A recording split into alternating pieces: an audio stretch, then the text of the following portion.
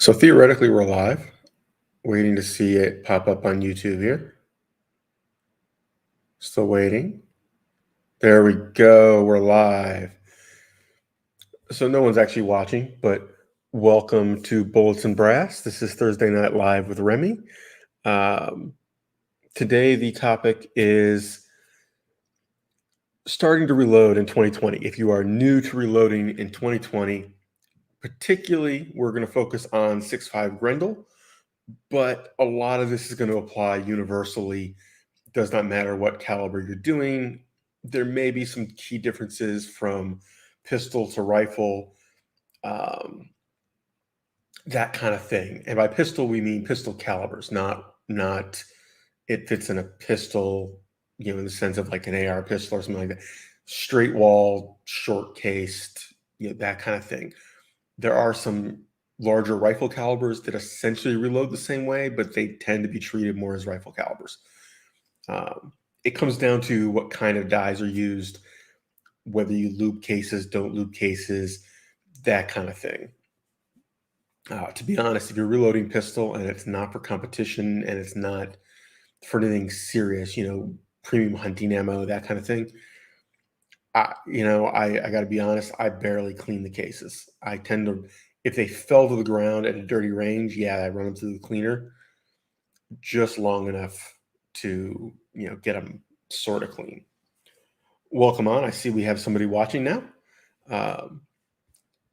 If you didn't read the intro, today we are talking about reloading, getting started with it in 2022, specifically reloading 6.5 Grendel, but it's really, none of this is going to be that caliber specific, more in the lines of rifle caliber instead of pistol caliber. And with the emphasis being practical ammo, not necessarily like match grade. This is somebody who's new. Hey, howdy. There I go. I'm about to type and then I can talk. So used to being on the other side of the camera for this. So this is going to be a lot easier if I just share screen. So we're going to share the screen of a spreadsheet I did just for basic reloading costs. This is not going to be complete. This is not going to be even remotely detailed, but it's all the basic stuff. There we go. Hopefully your screen is big enough to read that. If you're on a phone, probably not. You need a press. Obviously, if you're reloading, you need a press. You can spend $50. You can spend $5,000. For 6.5 Grendel, you're probably not loading a absolute tons of ammo if you're not doing this commercially. Even if you do a progressive, doesn't have to be that fancy, but a basic progressive is still like $400. And in my opinion, those are still shit. What I put down here was a rock chucker for $210, or progressive was a Dillon, the new 750 instead of the 650 that used to be around. If you're buying Dillon, buy used. Unless you absolutely have to get it new, go find somebody selling one used. I'm assuming they're available right now. Have not looked at used stuff for a while. But Dillons have a lifetime warranty. So you find one at a yard sale, you find one at a gun show, even if it's 75% of new price, that's still 25% off. And you call Dillon and go, I need part X, Y, and Z. They send them to you. The rock chucker is a good single stage press, really hard to beat. It's a lifetime kind of item. I know people who are reloading on rock chuckers.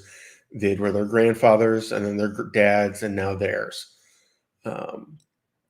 You're really not going to break one. You're not going to wear one out. It is what it is. If you want to save money at it, Elite Challenger breech lock setup is actually my single stage. That's what I use. They're handy. They make it easy to change dies. Quality is okay. For what it is, it's a good price. If it was $150, I would say skip it. But at like $75, $79, it gets the job done. I use that for all of my larger rifle calibers, and I've never had an issue. I don't reload super precise ammo, so I don't care. Honestly, if you're just getting started reloading, do the single stage. I wouldn't start progressive on rifles, not because it's too complicated, but because you're probably not going to just sit down and load 500 rounds. You're probably going to be loading smaller volume. Why would you spend the money? Most people who reload wind up with multiple presses. They usually wind up with at least one progressive and one single stage. Just start with the single stage, get the theory down, get used to doing it, and then decide if you want to spend the money on progressive. The rest of these tools, you can spend a lot of money or you can spend a reasonable amount of money. Everything I listed is the reasonable amount of money. Well, then most of this still applies, Greg. Most of this still applies. The only differences would be your dies, essentially, and that you don't need to lube the cases unless you're doing 357 SIG. And even then, I'm not sure if they lube those cases or not. But everything else is the same. The process is the same, which we're not going to get into because YouTube strongly frowns on that. But in terms of the hardware, it's the same. If anything, it's easier because with a progressive, you can get away with a cheaper progressive with pistols. Not a lot cheaper, but you can. So the powder stuff is kind of central. Today's pricing, it almost makes sense if you're going to load single stage to do an electronic powder system instead of a powder measure, a scale, a funnel, all that jazz. You can do it. However, when you start to reload on a progressive, if that's part of the plan, and if you're shooting handguns, Greg, you're going to want to go progressive unless it's hunting only. You're going to need a powder measure on the progressive anyway. Doesn't make sense. But a basic powder measure can be $25 for a Lee perfect powder measure or a disc unit. Those aren't horrible. They're just high maintenance. You got to keep filling with them. That's actually what I use. I use the perfect powder measure, but I play with it. I don't mind. When I'm loading volume, I'm doing it on the progressive, so it doesn't matter. But you still need a stand. You still need a scale if you're doing that. By the time you're done, you're over $200. If you do the really cheap powder measure, you might get it to $150. But good scales are not cheap. Don't do a cheap scale. It just wastes a lot of time and energy. But you don't need the $200 scale either. $50, $75 is plenty. The powder measure stand, you need something. It is a real pain to have it down at desk level, so to speak. No, it has to do with the pressure level. So 40 caliber runs at a significantly higher pressure than 45. So the whole thing is happening faster and it feels it. Also, most 40 caliber handguns are not built the same way as the 45s. If you put it in two identical guns, it'll feel different, but it won't necessarily feel like there's a lot more recoil, but there will be a little more felt recoil, which is just the pressure. One of the reasons that it tends to be considered a snappier recoil is because people shoot it in plastic frame guns. If you shoot 40 in a HK USB compact like I had, and then you shoot the 45 in a full-size all-steel 1911, it's a not fair comparison for either of them, and the 40 feels like it's kicking like a bastard. But yeah, I'm not a fan of 40, but mostly because I feel like it's an in-between that isn't needed, but it is certainly a more powerful round than 40 or than 9, and can be more powerful than 45 if you load it to that level. It's definitely one of those weird situations where, depending on what ammo you put in it, it can be a very different gun. Yeah, I was never a fan, but it was always just a good compromise in the middle. And then the 10 round limit expired, and I was like, well, I don't need this. uh, so backing up, you do want to stand for the powder measure. They're usually like 20 or 30 bucks, depends on which powder measure you have. After that, you're talking things like shell holders, case trimmers, all that stuff. It's all about the same price. Doesn't matter what caliber, different brands, unless you go with Lee, which is usually very cheap and somewhat disposably made. It's not designed to hold up long term. It's all about the same price. I looked at like 6 different case trimmers today, and why did I put $24? That is not $24. It was $120. Good job. Oops, not 1200. There we go.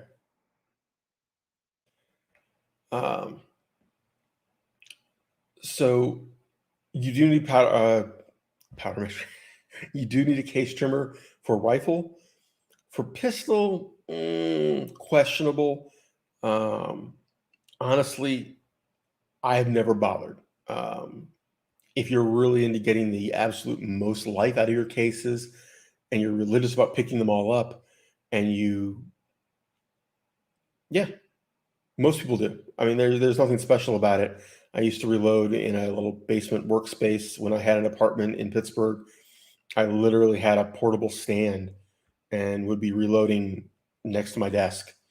Um, it is something where it can take up some space to do it well, but it works as long as you've got space for the press to sit. It does have to be bolted down pretty firmly on a desk that'll survive the pressure, because even reloading 40 Smith & Wesson, you're putting a fair bit of pressure down onto the work surface. It's not minor, particularly on a progressive press. But yeah, there's nothing dangerous about it as long as you're not being stupid. The dangerous part would be if you blow off a bunch of primers accidentally, in which case it doesn't matter where you are, it ruins your day because it sends a nice geyser of flame. It's obnoxious. But yeah, relatively speaking, you're talking less risky than frying chicken in your kitchen, much less doing a turkey for Thanksgiving or something in a deep fryer. So yeah, you don't need a case trimmer if you're doing pistol. You need one if you're doing rifle. If you are doing rifle, because even factory cases sometimes come in long, and you've got to trim them back to the trim to length and then continue with the process. The shell holder, if you buy most dies, they don't come with one. Some certain ones do. Honestly, for 6.5 Grendel, I wouldn't use any of them that seem to come with the shell holder. They tend to be the cheaper Lee dies or the really basic Hornadies. 6.5 Grendel is not a crappy bulk round kind of thing. If you're loading blasting ammo, so excuse me, hiccups. Okay, maybe. Itch. But otherwise, I would go with something that's a little nicer than that. The $53 was, if I remember, Hornady Custom. That's a decent set of dies, nothing crazy. The Reddings that I put in there, the Redding 2 die set, $150, but that is a lifetime item. The Hornadies are probably, they'll last a long time, but they're really not the kind of thing you expect to be passing down. The Reddings, you may have to replace a decapping pin, which is the pin that knocks out the old primer, but otherwise, they're probably good for a lifetime. My theory has always been on dies: decide how much hassle you're willing to put up with and spend accordingly. Better dies don't necessarily produce better ammo. They produce fewer headaches. Lee dies for rifles jam up constantly. You will have cases stuck. You will be fiddling around with them. They will come loose. They're a nightmare. For pistol, if you're just talking practice ammo, honestly, you could do a lot worse, and they're going to be cheap. I'm not sure offhand, but what is a Lee pistol die going for?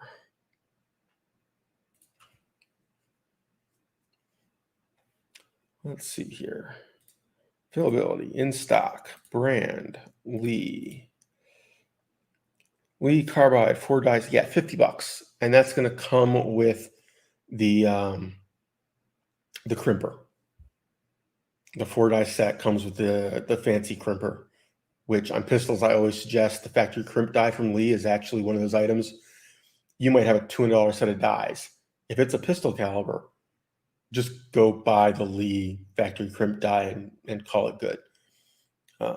It's a collet die. Instead of a roll crimp, it compresses around it and squeezes, which, unless you're doing revolver stuff, is the way to go. Yeah, so yeah, $50. I mean, which is I would do that set if you're doing pistol. I would not spend the money on fancy dies unless you were doing hunting ammo or were planning to load really precise bullseye competition kind of stuff. The case cleaning kit, you're talking a vibratory cleaner, a sifter. You can do trays, but I like the rotary sifter. Media, and they include a 5-gallon bucket or a 3-gallon bucket or something like that. It was cheaper than if you bought the vibratory cleaner, the media, and the sifter separately, so the bucket was bonus. Don't spend real money unless you're going to spend real money on the cleaner. If you buy a really high-end vibratory cleaner, they can hold up, especially the rotary ones. But a regular vibratory cleaner, any of the lower price ones, it is hit or miss. Is it going to last a long time, or is it going to die quickly? Mine, I was a Frankfurt Arsenal, the Midway, house brand cheapo. It lasted, God, I have it.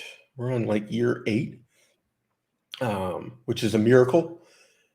Other ones have lasted a few months, which is like 20 or 30 hours of use. That's it. So I wouldn't spend real money on one unless I was going all the way up to a fancy rotary one, because they just don't hold up no matter whose they are. The case gauge. This is to make sure that when you both trimmed and resized the case, you got it right. And it's mostly use it when you're setting up your dies, setting up your trimmer, but also spot checking here and there. I usually do the first couple from a session, and then when I'm done, I'll check a couple. Just make sure nothing came loose, make sure nothing changed. It's cheap insurance. I've had instances before I started using them religiously where, oh yeah, 300 rounds later, oh shit, none of these are in spec.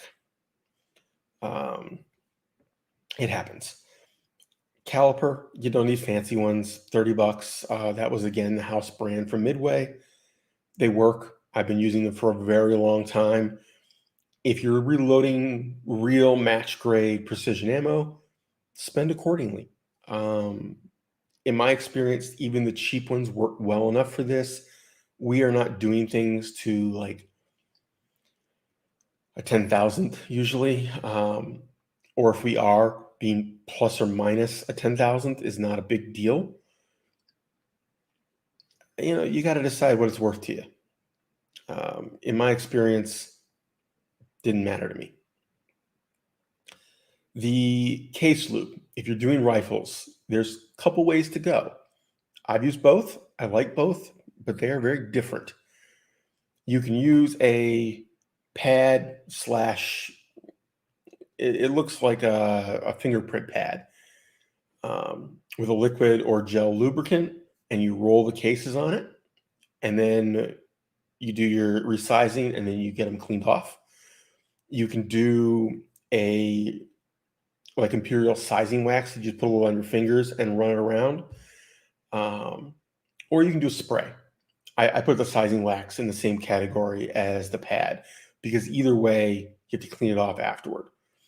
The spray, in theory, you do not have to clean off afterward. It's also faster, particularly on things that don't jam up in the dyes a whole lot. So with good dyes, things that don't jam up a lot, and 6.5 Grendel is not a super tough caliber for resizing. Honestly, the Hority one-shot spray is pretty good. Just don't think you're going to save money with it because $24 for the RCBS kit. Okay, that's probably good for years, particularly on something like 6.5 where you're probably not doing high volume. You might go through 5 cans of spray at $7 or $8 each. I've used the spray more than I've used the other option, but I still end up running those cases through a cleaning system, whether it's my vibratory cleaner or it's me with a paper towel. I've never found it to dry nicely, and I haven't been a fan. If you're neck sizing, which if you're doing a bolt action is the way to go, you can absolutely get away with, there is like an imperial powder that you just dip the tip of the case in, or they make like a tool you can put the stuff in and spin it, that you don't have to clean off. It's wonderful, but it doesn't work for anything going in a semi-auto. A case block, it's literally just a plastic or wooden block with a bunch of holes for your cases. It is what it is. I like to have a couple of them around. And things like the little acro bins to put cases into and then the finished loaded rounds into while I'm working. Tons of them. Different sizes, different colors. They're just a great organizing tool. They're not on here. The case prep tool is a Lyman tool. That is this guy right here. I don't know how I lived without this for years reloading. It is so much easier than the little tiny fiddly condensed versions, because it puts a primer pocket cleaner. Those are the little black things. It gives you the inside and outside chamfering tools. They're reasonably high quality, and all the pieces that you're not using fit inside. The two halves unscrew. You can put the bits on the inside. I use mine all the time, and it is so much nicer to have an adult-sized thing in your hand rather than this little tiny child size trying to hang on to it, not jab yourself with the other end. Yeah. Primer turning tray. I didn't even put it in the price sheet. You need one. Pretty much any way you're going to do primers, you're going to need a turning tray. What else do we have on here? Boxes. I had put in the MTM flips and price for that. Whatever. Honestly, other than my super precision ammo, like this is going to the range and I care about exactly where it hits, I mostly use Ziploc bags now. It sounds ridiculous, but I literally put in a Ziploc bag with a little card that says that, gives me the specs and the date and all that. And then they go in MTM ammo cans, like the 50 caliber ammo cans. It's just convenient. It takes up way less space. I even unload factory ammo from the boxes and do the same thing. It sounds ridiculous, but I get like 3 times the ammo in the same amount of space.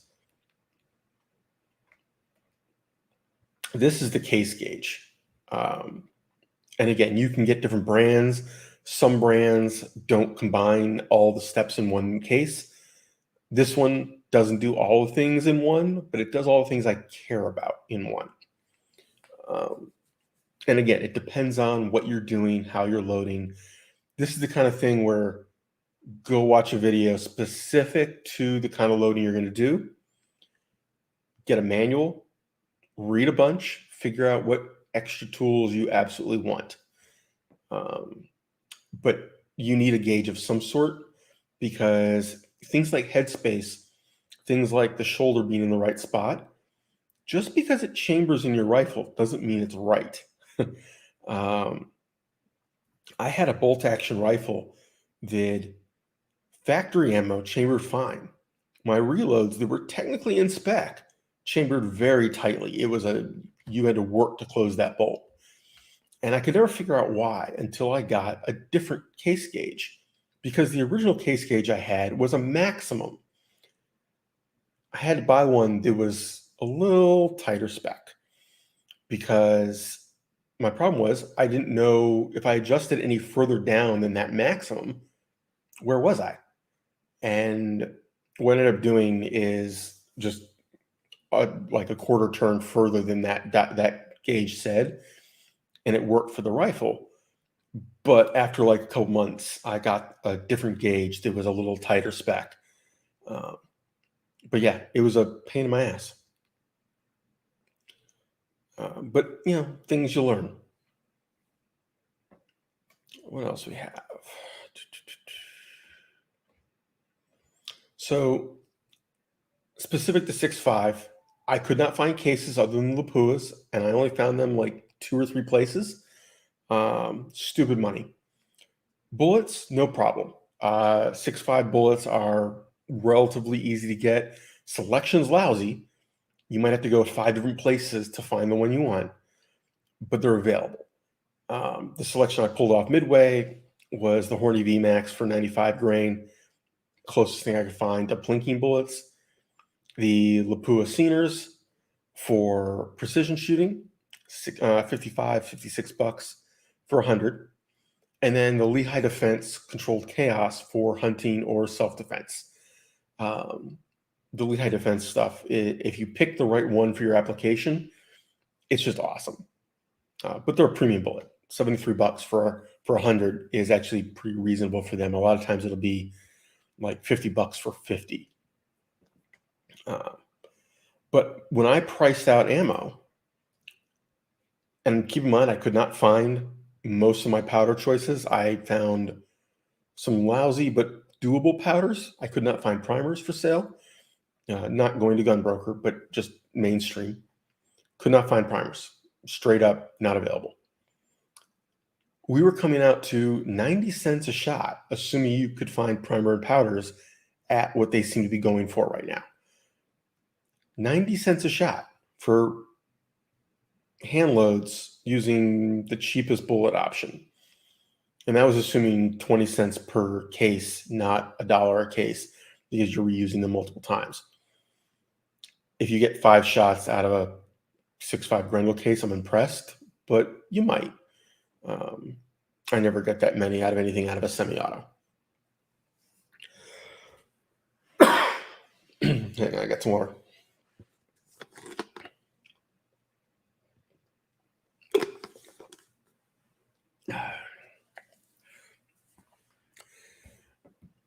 So that's kind of where it's at for getting started. Most of this, if I listed a price here for it, I could find. The Progressive Press, Dylan was like, well, you can order it. We're back ordered to oblivion, but you can order it. The various other options for Progressives were mostly available. You just have to shop around. The single stages mostly are available.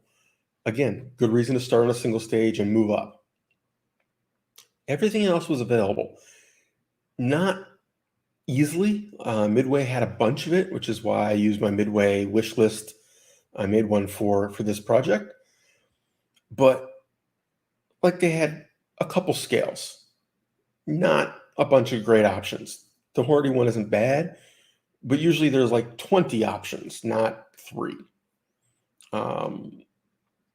Powder measures, they had a few.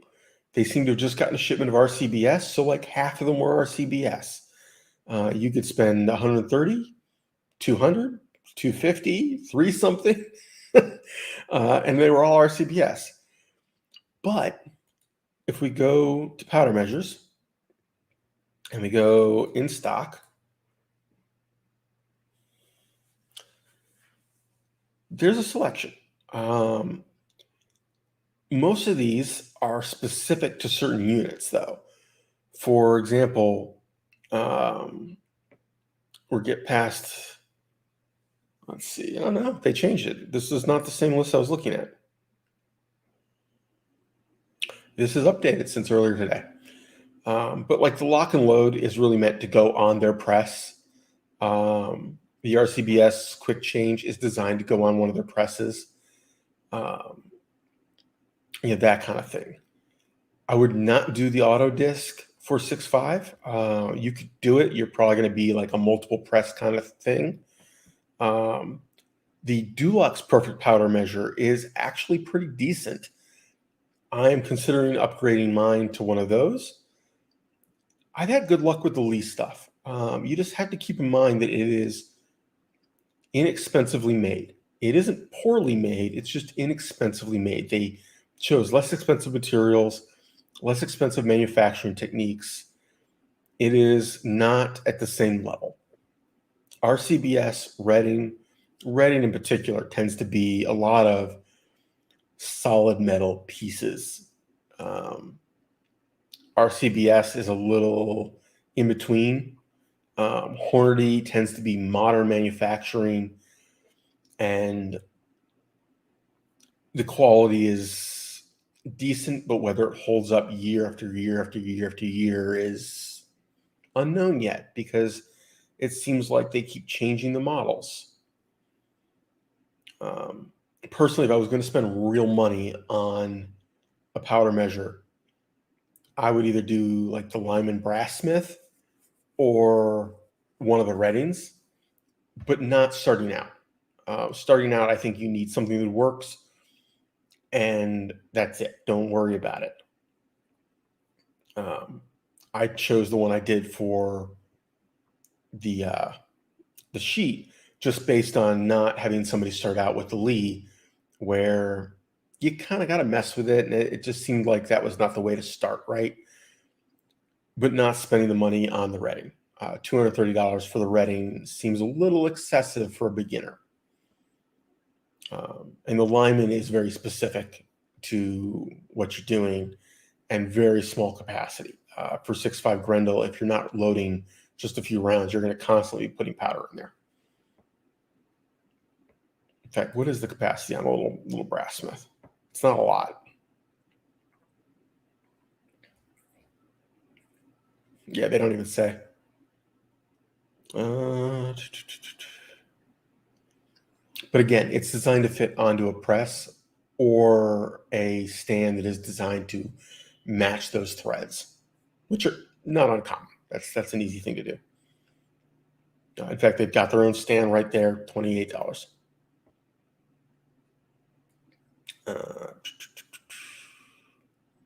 But yeah, the one I would buy for myself these days, freaking hairs, would be this one, the Reading Competition.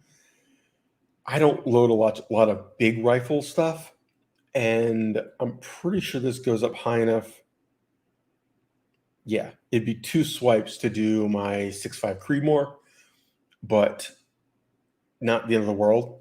And it is extremely precise, extremely reliable, works with a lot of different powders that are occasionally problematic. And I reload way more small stuff, just cost of shooting. So what else we got? This was the only powder I could find that is suitable for 6.5. BLC2. Unfortunately, BLC2 and 6.5 Grendel or anything like that is dirty as hell.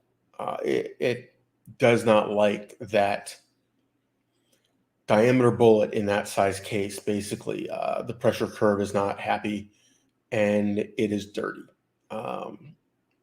People use it; it works, but in something like an AR, you're going to have way more fouling than you want. If you're using it for something like 3-gun or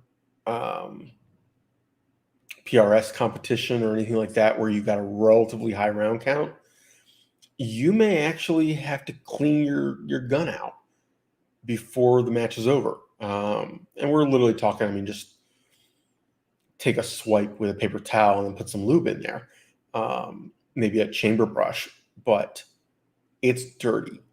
Everybody was talking about it. I've used it in 223 a lot. It's actually one of my preferred powders for 223, but that's a different setup, different situation. And even in that, it's not a super clean powder. Varget was another one people talked about the same way. Varget to me is an antique powder. It's not really a great one to be using these days unless you are stuck on it. The other one people really suggest was CFE 223 and what is it, 8202, I think? 8209. I don't think that was right.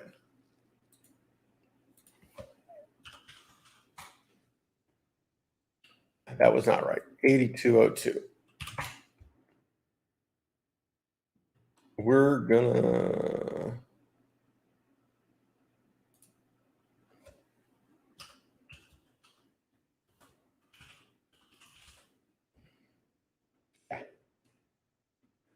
and I was wrong entirely. 8208. 8208 XBR. Yeah. 8208. Wow, did I screw that up when I typed that? 8208. That was the one most people that were doing a lot of 6.5 Grendel reloading were talking about as if you're trying to stick to one powder from the lighter bullets to the heavier bullets, it did pretty well and was relatively clean and temperature stable. Nothing was perfect. Nobody was saying, hey, this is the perfect powder for the whole range, temperature stable. It was always I use it for everything, but I prefer this one if I can get it for these and things like that. But, powder's a bitch. I couldn't find anything even hunting everywhere. Very limited powder selection right now. And like I said, I just could not find primers to the point where I'm thinking about selling some of my primers to fund other purchases because I don't need all the primers I've got. I've not done any reloading since I moved, and it may be another year or two. Honestly, if primers are not back in stock in another year or two, or at least available, I think we have bigger problems. So yeah, down payment on a nice motorcycle for a chunk of my primer and powder stash seems like a reasonable trade. Yeah. Motorcycles are another thing that are fucked up right now. Not just the gun situation and cars.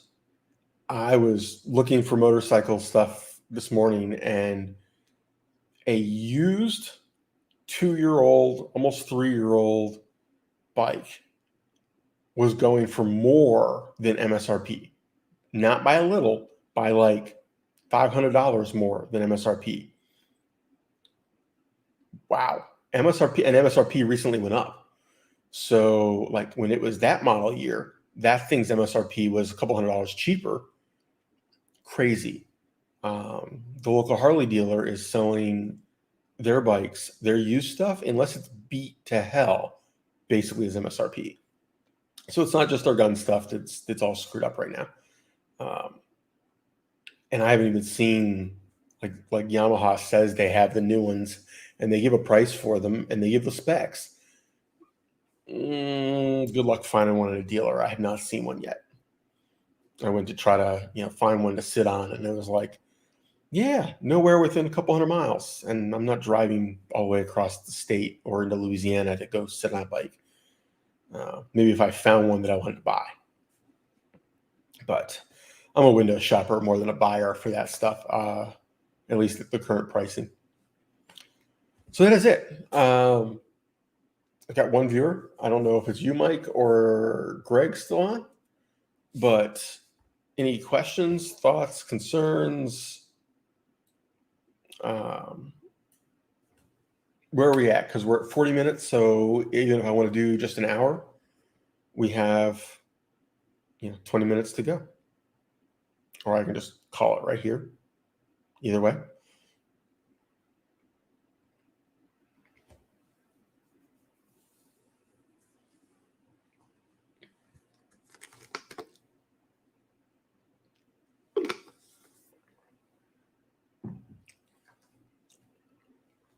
Good to know. YouTube says I have an excellent connection for my stream. It's good to know. As you can see, I'm running this through Streamyard, which I didn't do for the last one because I discovered that I was streaming at 720 anyway. Apparently, YouTube did not like 1080 and was just automatically scaling it down. And I don't know why. I couldn't figure it out. So if I'm going to do 720, I might as well have the features of StreamYard. I mean, I don't care about the stupid StreamYard logo up in the corner. I don't think anybody does. But there are some features I wouldn't mind having that StreamYard charges for, but not enough to pay for it right now. So I'm going to guess that Michael's my viewer, and Michael was just being nice and left me running in the background and walked off, which I appreciate. But it does leave me, wondering if I have a viewer or not who just isn't answering.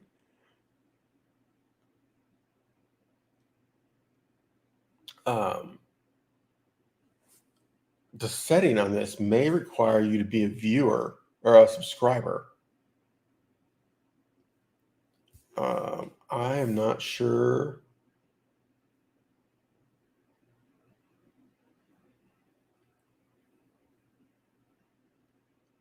I honestly don't know. I don't know if you have to be a subscriber to chat or not.